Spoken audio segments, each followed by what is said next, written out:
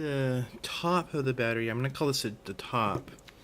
And what I've done, this is a horrible soldering job, but this will give you an idea of how it works. Is all the negatives here are soldered together, all the positives here are soldered together, the negatives are soldered together into the positives, the negatives to the positives. And what this is doing is that it's making, like for instance, all these negatives right here, all the negative batteries on top here are all going to be like essentially one battery. So what I'm going to do, I'm going to turn it over and I'm going to solder all the positive ends together, and then I'm going to make a little pigtail over here, and that'll be my connector, and this will become the positive of this whole battery bank. So I'm going to solder all the positives together, and then I'm going to stop, and then I'm going to solder all the negatives together on the other end and solder all the positives on this end together. And then I'm going to break, and I'm going to solder all the negatives of these batteries together to the positives, and then break, and then solder all the negatives here together and have a little pigtail come off. And that'll be the negative of the battery bank. So when I measure across here, I should get something like 24 volts or so. That's essentially what I'm doing, because on this end here I have nothing soldered on there, not yet.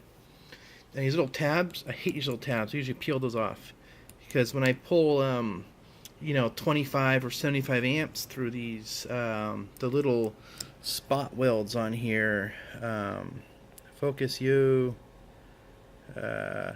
those two little tiny spot welds right there and right there, those two spot welds, they break or they get hot and the battery gets hot. And so I usually take them off and I just put a blob of solder on top of the battery and I just lay the wire across.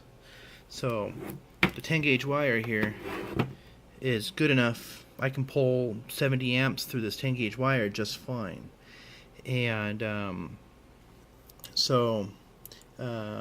and like right here and here, I just laid the wire across the solder and just got it hot and let it wick up the solder just a bit to make a really good solid connection on there. And I'm going to do the same thing on here. So like I said, the negatives here will all come together in a little pigtail, and that'll be the negative. And then all the positives here on this end, they're all going to be soldered together, a little pigtail, and that'll be the positive. So these are going to be soldered together. These are going to be soldered together, the positives. And then the negatives are going to be soldered together along with the positives here. They're all going to be soldered together. And then I'm going to have a break. And then I'm going to have all this negatives soldered together along with all these positives together. Then I'm going to have a break. And then all the negatives are going to be soldered together with the pigtail. And so I'll draw a little diagram so it makes a little bit more sense. And so I'll do that. I'm going to finish soldering this one together, then I'll make you guys a little video. I'll probably draw it, because my drawing is better than my Microsoft Paint skills.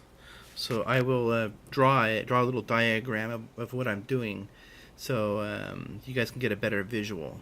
So sure, let me finish this real quick and I'll do that up for you guys.